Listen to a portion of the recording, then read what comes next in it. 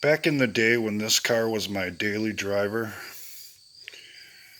I worked at a salvage yard. And at the time, it was the biggest salvage yard in central Wisconsin. And a major, I believe it was, from just down the road here at Fort McCoy showed up one day with his Ford Escort diesel. And he needed an engine. And he told me before I started on it that if I could get it done that day before the close of business, he'd give me a hell of a bonus. Well, there was this guy there who wasn't good for much more than washing parts, who was talking smack the whole time, and he reminded me of a lot of the liberals these days. How dare this guy come in and make such a request, and so forth and so on.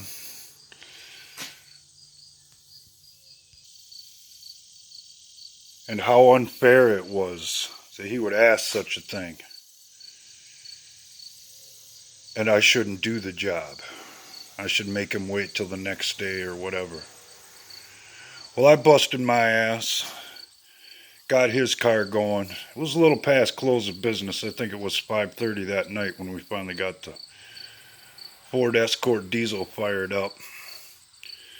But the major was happy as hell. And he'd heard some of the things my liberal parts washer had to say.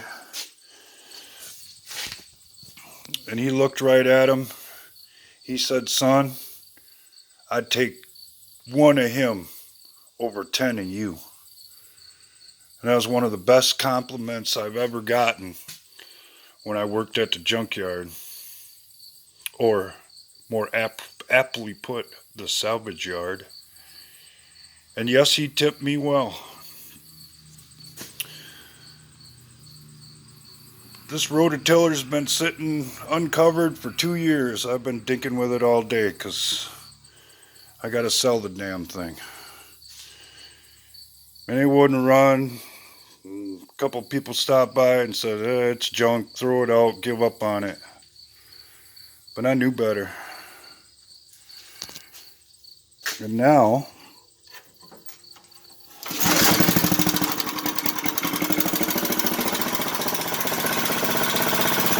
as you can see, after 2 years of neglect, sitting around with turpentine gas in it, she's running just fine. That's why I don't put much stock in what the liberals have to say.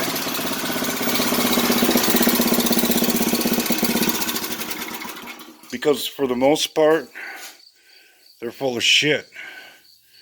They couldn't do what I do. Yet, they feel free to look down their noses at all of us regular people who know how to get the job done.